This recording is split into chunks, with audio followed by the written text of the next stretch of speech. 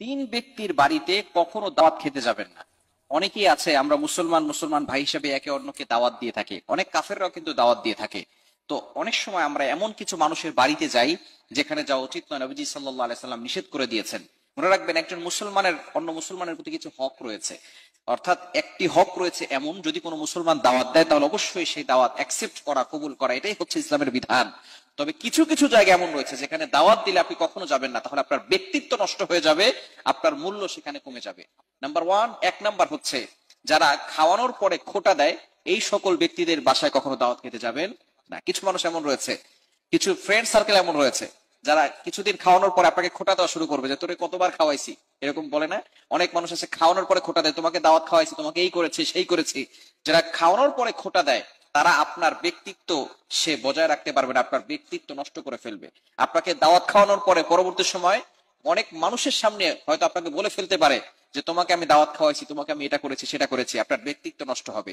এই জন্য যারা খাওয়ানোর পরে খোটা দেয় তাদের দাওয়াতে কখনো আপনি অ্যাটেন্ড করবেন না, অংশগ্রহণ করবেন না। নাম্বার টু, দ্বিতীয় নাম্বার হচ্ছে মোস্ট ইম্পর্টেন্ট, কোন ব্যক্তি যদি হারাম ইনকাম করে, আপনি জানেন সে হারাম ইনকাম করে, অনেকে আছে সুদ খাচ্ছে, অনেকে আছে ঘুষ খাচ্ছে, এরকম মানুষ সমাজে আছে না নাই?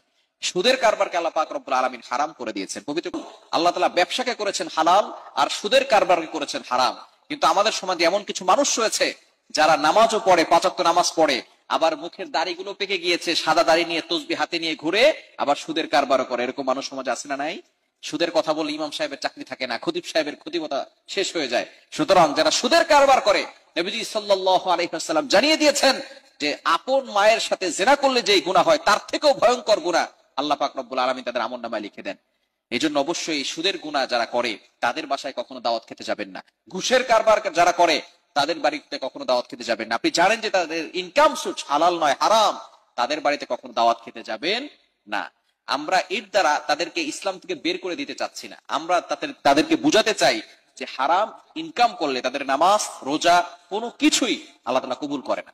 যারা সুদের কারবার করে সবচেয়ে নিকৃষ্টতম গুনাহের কাজ হচ্ছে এটাই, যে সুদের কারবার করা। এজন্য অবশ্যই তাদেরকে আমরা এটা বুঝাতে চাই যে তোমরা সুদ ছাড়ো, ঘুষ ছাড়ো, হারাম ইনকাম করা ছেড়ে দাও, তাহলে কিন্তু আমরা তোমাদের সাথে মিশে যাব।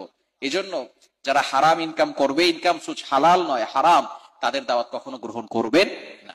এবং তিন নাম্বার হচ্ছে যারা সামনে প্রশংসা করে আর পিছনে গীবত করে, এই সকল মানুষের সাথে বেশি মিশতে যাবেন না। আপনার সামনে প্রশংসা করবে এবং বিভিন্ন মানুষের কথা আপনার কাছে বলবে, অমুক এটা করেছে, তমুক এটা করেছে, এই সকল মানুষ থেকে সবসময় দূরে থাকার চেষ্টা করবেন। কেননা সামনাসামনি আপনার প্রশংসা ঠিকই করবে, আপনার কাছে যেমন মানুষের কথাগুলো আপনার কাছে বলে বেড়ায়, আপনার কথাগুলো মানুষের কাছে গিয়ে বলবে। সুতরাং এদের সাথে সম্পর্ক রাখলে আপনার ব্যক্তিত্ব নষ্ট হয়ে যাবে।